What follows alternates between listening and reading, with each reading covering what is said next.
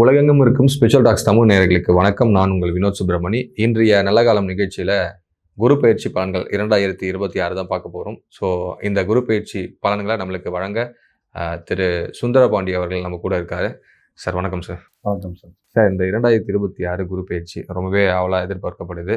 So இந்த குரு பயிற்சியில் ஒரு ராசிக்காரர்களுக்கும் என்ன மாதிரியான விஷயங்கள்லாம் நடக்க போகுது? ஸோ சொல்லுங்கள் சார். பொதுவாகவே பார்த்தீங்கன்னா நம்மளுடைய நேயர்கள் ரொம்ப ரொம்ப ஆதரவு கொடுத்துருக்காங்க. கிட்டத்தட்ட உலகெங்கும் இருந்து மிகப்பெரிய ஆதரவு கொடுக்கறது நம்மளுடைய நேயர்கள் தான்.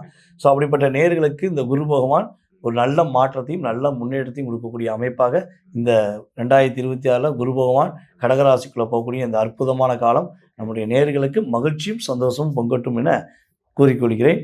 இந்த குரு பகவான் உங்களுடைய லைஃப்பில், அதாவது நம்முடைய நேயர்களுக்கு என்னென்ன முன்னேற்றங்களை தரப்போகிறார், என்னென்ன விஷயங்களை தரப்போகிறாங்கிறத தெளிவாக துல்லியமாக பார்ப்போம். வாங்க வீடியோக்குள்ள போகலாம்.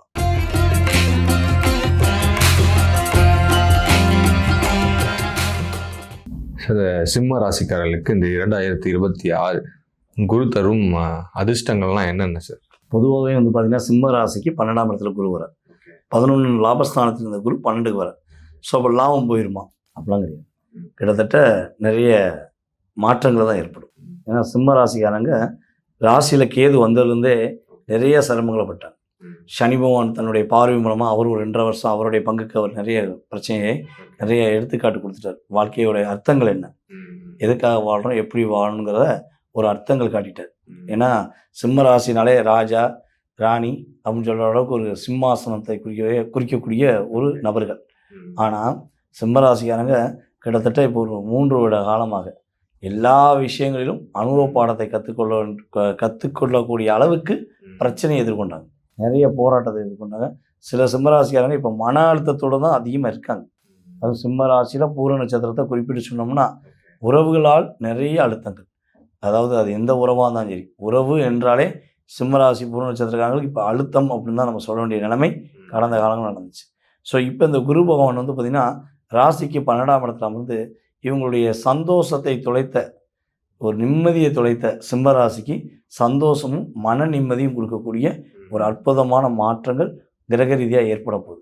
அதே போல் சிம்ம ராசிக்காரங்களுடைய அம்மாவுடைய ஆரோக்கியம் சார்ந்த விஷயங்களில் இனிமேல் தான் ஒரு மாற்றம் ஏற்படும். ஏன்னா ஒன்று இவங்களுக்கு மருத்துவ செலவு, அல்லது அவங்களுடைய அம்மாவுக்கு மருத்துவ செலவுக்காக நிறைய செலவழிச்சிருப்பாங்க. அம்மாவுக்கு இவங்களுக்கும் மருத்துவ செலவு இல்லை அப்படின்னா உடன்பாடான கருத்துக்கள் இருக்காது. 2 பேருக்குள்ள விவாதங்கள் வேறு நிறைய நடந்திருக்கும். ஸோ இவங்க எவ்வளோ புரிய வைக்க ட்ரை பண்ணியும் தோல்வியை தான் சந்திச்சிருப்பாங்க. அவங்களுடைய கருத்தை ஸ்ட்ராங்கானு இவங்களை கஷ்டப்படுத்திருப்பாங்க.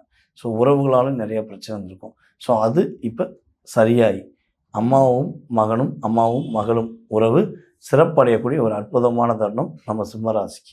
ஸோ அதே போல் பார்த்திங்கன்னா வேலை இழந்தவர்களுக்கு, வேலை தேடுபவர்களுக்கு, இந்த வேலையிலேருந்து வேறு வேலைக்கு போயிடலாமா, இல்லை வேறு இடத்துக்கு போய் செட்டில் ஆக முடியுமா அப்படின்னு எதிர்பார்க்குறவங்களுக்கு உறுதியாக அந்த யோகத்தை நம்முடைய குரு பகவான் தன்னுடைய 7ஆம் பார்வை மூலமாக பார்த்து இவங்களுடைய வேலை இழப்பை சரி செய்யப்படுறார். சரியான ஒரு வேலை, சரியான செயல்பாடுகள் இவங்களுக்கு இன்னுமே தான் கிரகங்கள் ரீதியாக இயங்கப்போகுது. அதே போல் சனி பகவான் 8ஆம் இடத்துல அமர்ந்து நம்மளோட சிம்ம ராசிக்கு 2ஆம் இடத்தை பார்த்துக்கிட்டு இருக்கார். ஸோ 8ஆம் இடத்துலேருந்து அவர் பார்க்குற பார்வையினால் நிறைய பொருளாதார விஷயங்கள், நிறைய தடை, நிறைய பிரச்சனை, குடும்பத்தை விட்டு தனியாக போயிட்டேன், ஒரே வீட்டுக்குள்ளே இருக்கும், அவர் அந்த வீட்டில் ரூமில் இருப்பேன், நான் இந்த ரூமில் இருப்பேன், என் மனைவி நானும் பேசிக்கவே மாட்டோம், ஆனால் மனைவிங்கிற ஒரு இன்சில் மட்டும் தான் கொடுத்து வச்சுருக்கேன். ஸோ இப்படிலாம் சொல்ல வேண்டிய நிலைமை சிம்மராசிக்காரங்களுக்கு இருந்துச்சு. ஸோ இந்த நிலைமை அப்படியே மாறப்போகுது. குடும்ப உறவுகள் இவங்களை புரிஞ்சுக்கிட்டு இவங்க மேலே அன்பு செலுத்துவதற்கான வாய்ப்பு, பிரிந்த குடும்பங்கள் ஒன்றிணைவதற்கான வாய்ப்புலாம் குரு பயிற்சிக்கு அப்புறம் குதூகலமாக இருக்கக்கூடிய ராசியில் சிம்ம ராசி ஒன்று. சார், இப்போ இவங்களுக்கு கோயில் வழிபாடு அப்படின்னா என்ன சார் சொல்லலாம்? பொதுவாகவே பார்த்திங்கன்னா சிம்மராசி என்பவர்களுக்கு இந்த குரு பயிற்சி காலங்களில் ராசியில் கேது இருக்கிறார். ஸோ பொதுவாகவே குரு பயிற்சிக்கு அப்புறம் இவங்களுக்கு ஆண்டாள் வழிபாடு, நம்முடைய ஸ்ரீவில்லிபுத்தூரில் உள்ள ஆண்டாள் அன்னை வழிபாடு செய்யும்போது அகிலத்தையும் ஆளக்கூடிய சக்தி நம்முடைய சிம்மராசிக்காரங்களுக்கு ஆட்டோமேட்டிக்காக கிரகங்கள் ரீதியாக ஏற்படும். கேது ராசியில் இருக்கனால விநாயகர் வழிபாடு வெற்றியை கொடுக்கும். சார், இப்போ இவங்களுக்கு என்ன சார் மதிப்பெண் தரலாம் 100க்கு? நம்ம சிம்மராசி என்பவர்களுக்கு பார்த்திங்கன்னா குரு பயிற்சி காலங்களில் குறைந்தது பார்த்திங்கன்னா ஒரு 84% கட்டாயமாக கொடுக்கலாம். சார், இந்த 2026 இந்த குரு பயிற்சி பர்டிகுலராக 12 வருடங்களுக்கு ஒரு முறை நடக்கும் குரு பயிற்சி அப்படின்னு சொல்கிறாங்க. ப்ளஸ் மிதுனத்துலேருந்து கடகத்துக்கு குரு வந்து டிரான்சிட் ஆகுறாரு. இது வந்து ஒரு உச்ச குரு அப்படின்னும் சொல்கிறாங்க. ஸோ முதல்ல குரு பகவான் பற்றி சொல்லுங்கள். குரு பகவான் யாருன்னு எல்லாருக்கும் தெரியும். ஸோ இருந்தாலும் குரு பகவானை பற்றி சொல்லிவிட்டு இந்த டிரான்சிட் பற்றியும் அப்படியே கொஞ்சம் சொல்லுங்கள் சார். பொதுவாகவே வந்து பார்த்திங்கன்னா குரு பகவான் அப்படிங்கிறவர் யார்? நவகிரகங்கள் அப்படின்னு சொல்லுவோம். 9 கிரகங்கள் சொல்லுவோம். இதில் 9 கிரகங்களில் 7 கிரகங்கள். 2 கிரகங்கள் வந்து பார்த்திங்கன்னா நிழல் கிரகங்கள். நம்ம ராகுவும் கேதுவும் நிழல் கிரகங்கள். ஓகேவா? அவங்க வந்து அவங்களுக்கு சொந்த வீடு கிடையாது. ஆனால் இந்த மீதி உள்ள 7 கிரகங்களில் மிக முழுமையான சுப கிரகம் யாருன்னா நம்ம குரு பகவான் தான். வெள்ளை எப்படி இருக்கும்? வெள்ளையாக மட்டும்தான் இருக்கும்.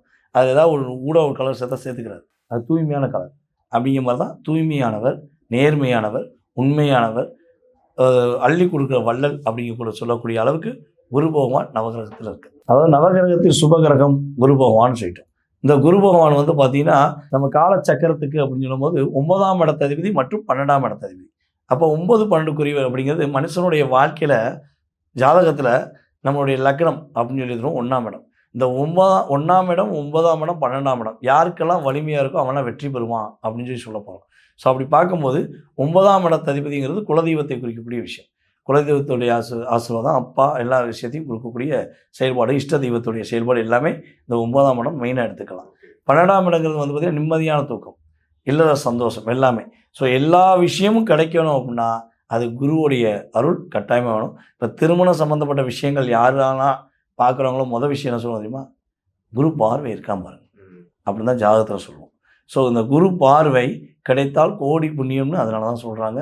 குரு நடக்காத விஷயத்தை கூட நல்ல விதமாக நடத்தி கொடுக்கக்கூடிய ஒரு சுபகிரகம். அதே போல் நீங்கள் இன்னொரு விஷயம் கேட்டீங்க, அதாவது 12 வருடத்துக்கு ஒரு முறை வருகிறது அப்படின்னு. அதாவது குரு பகவான்கிறவர் வந்து பார்த்திங்கன்னா ஒரு ராசியில் ஒரு வருஷம் காத்திருக்கும், ஒரு வருஷம் பொறுமையாக இருப்பார். அதிசாரமாக பின்னாடி போயிட்டு வருவார், அது வேறு விஷயம். ஆனால் ஒரு ராசியிலிருந்து இன்னொரு ராசியை முழுமையாக கடக்கிறதுக்கு 1 வருடம் உண்டு. ஸோ இந்த 1 வருடம் அப்படிங்கிறது வந்து பார்த்திங்கன்னா அந்த ஒரு வருஷத்தில் என்னென்ன மாற்றங்கள்லாம் கொடுக்கணுமோ ஒரு ராசிக்காரங்களுக்கு அந்தந்த மாற்றங்களை கொடுத்துட்டு தான் நகர்வார். ஸோ அப்படிப்பட்ட குரு இப்போ வந்து பார்த்திங்கன்னா தன்னுடைய ராசி, அதாவது குரு உச்சம் பெறுறது வந்து பார்த்திங்கன்னா நம்மளுடைய கடகராசி.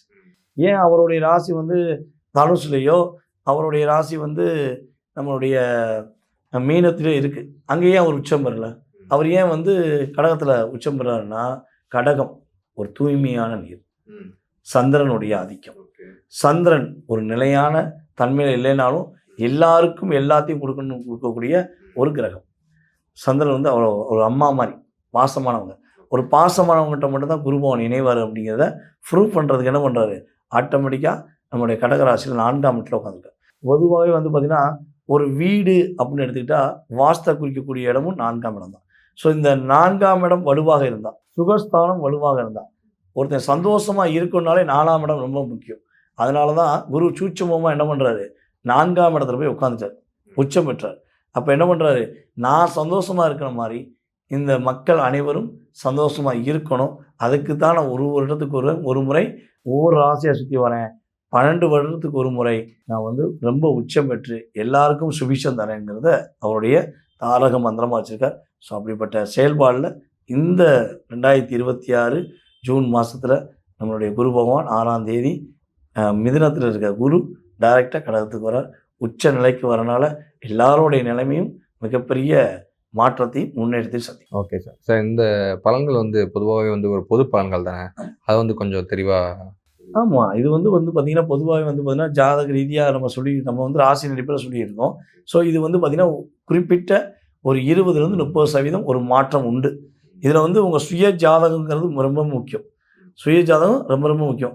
அவங்க பிறந்த தேதி, மாதம், வருடம், நேரம், அவங்க எந்த ஊரில் பிறந்தாங்க, இதெல்லாம் வச்சு அவங்களுக்குரிய லக்னம், அவங்களுக்கு நடக்கிற தசாபுத்தி, அவங்களுக்கு யார் ஃபேவராக இருக்கா, யார் ஃபேவர் இல்லாமல் இருக்கா, யார் யோகியாக இருக்கா, யார் அவயோகியாக இருக்கான்னு நிறையா விஷயத்தை பார்த்து அதுக்கப்புறம் சொல்லக்கூடிய பலன் தான் 70%. அப்போ 70% பெருசா, இந்த 30% பெருசானா 70 தான் பெருசு. இந்த 30 எப்படின்னா, இப்போ நீங்கள் பசியோடு இருக்கீங்க, ஒரு இடத்துக்கு போகிறீங்க, பசியோடு இருக்கீங்க, போகிற வழியில் ஹோட்டல் கடையே இல்லை, பசியோடையே போயிட்டு தான் நீங்கள் என்ன பண்ண முடியும்? வண்டி ஓட்ட முடியாது, கார் ஓட்ட முடியாது, எதுவுமே ஓட்ட முடியாது, கீழே விடணும். ஸோ அப்போ அந்த இடத்துல ஒரு டீ கடை என்ன பண்ணுவீங்க? அப்பாடியே டீயாக சாப்பிட்டு போயிடுவீங்க. ஒரு டீ சாப்பிட்டா கொஞ்சமாக உடம்பு ஸ்ட்ரென்த்து கிடைக்கும். அப்படி மாதிரி காப்பியோ டீயோ கூல்ட்ரிங்க்ஸோ அவங்க விருப்பப்பட்டது ஒன்று சாப்பிட்றாங்களே. ஸோ அந்த செகண்டில் அந்த ரிலீஸ் ஆகிறாங்களே, அதுதான் இந்த குரு பயிற்சி, சனி பயிற்சி, ராகுகேது பயிற்சி. ஸோ மாத பலன்கள் எல்லாமே ஒரு மிகப்பெரிய ஜாக்பாட்டாவோ மிகப்பெரிய லாட்ரி கிடச்சிருமான்லாம் கிடையாது. உங்கள் சுய ஜாதகத்தில் என்ன வலிமை இருக்கோ அந்த வலிமையை கொடுக்கக்கூடிய விஷயந்தான் உங்களுடைய வாழ்க்கையில் மாற்றம். இது வந்து ஒரு ஏற்றத்துக்குரிய விஷயத்த ஆட்டோமேட்டிக்காக கொடுக்கும். சுய ஜாதகம் வலிமையாக இருந்தால் நம்ம சொல்லக்கூடிய பலன் 100% நம்முடைய ராசி அன்பர்களுக்கு அற்புதமாக கிடைக்கும், அமர்க்களமாக இருக்குங்கிறது உண்மை. பொதுவாகவே வந்து பார்த்திங்கன்னா சுய ஜாதகம் பார்க்கணுன்னு ஆசைப்படுறாங்க. தன்னுடைய எதிர்காலம் சம்மந்தப்பட்ட கேள்விகளை தெரிஞ்சுக்கணும் ஆசைப்படுறவங்க, மனசில் உள்ள பல கேள்விகள் ஜோதிட ரீதியாக தெரிஞ்சுக்கணும் ஆசைப்படுறவங்க கட்டாயமாக என்ன பண்ணலாம், அவங்களுடைய அப்பாயின்மெண்ட் வாங்கிக்கலாம். அவங்க வந்து நம்ம வாட்ஸ்அப் நம்பருக்கு டீட்டெயில்ஸ் அனுப்பி விட்டுட்டு அவங்க நமக்கு அப்பாயின்மெண்ட் வாங்கிக்கலாம். வாங்கிட்டு அவங்களுடைய ஜோதிடம் சார்ந்த விஷயங்கள் என்ன கேள்வினாலும் அவங்களுக்கு மிக துல்லியமாக தெளிவாக பதில் சொல்ல நான் ரெடியாக இருக்கேன். சார் என்னுடைய டேட் ஆஃப் பர்த் தெரியாது, எனக்கு ஜாதகமே இல்லை, எனக்கு பேரும் என்னுடைய வயது எதுவோ தெரியும், எனக்கு என்னுடைய எதிர்காலத்தை கணிக்க முடியுமா அப்படின்னு கேட்குறவங்களுக்கும் உறுதியாக என்ன செய்யலாம், அவங்களுடைய எதிர்காலத்தை பிரசனம் என்ற ஒரு மிகப்பெரிய கருவி மூலமாகவும் அவங்களுக்கு கணித்து கூற முடியும். வாழ்க்கையில் ஏற்றம் பெற மறக்காமல் அழைக்கவும். வாழ்க நலமுடன். ஓகே சார், ரொம்பவே இந்த பதிவு சிறப்பாக இருந்தது. எல்லாருக்குமே இந்த குரு பயிற்சியில் எல்லா நலன்களும் கிடைக்கட்டும்னு வேண்டிக்கிட்டு இதை முடிச்சுக்கலாம். ரொம்ப நன்றி சார். ரொம்ப நன்றி.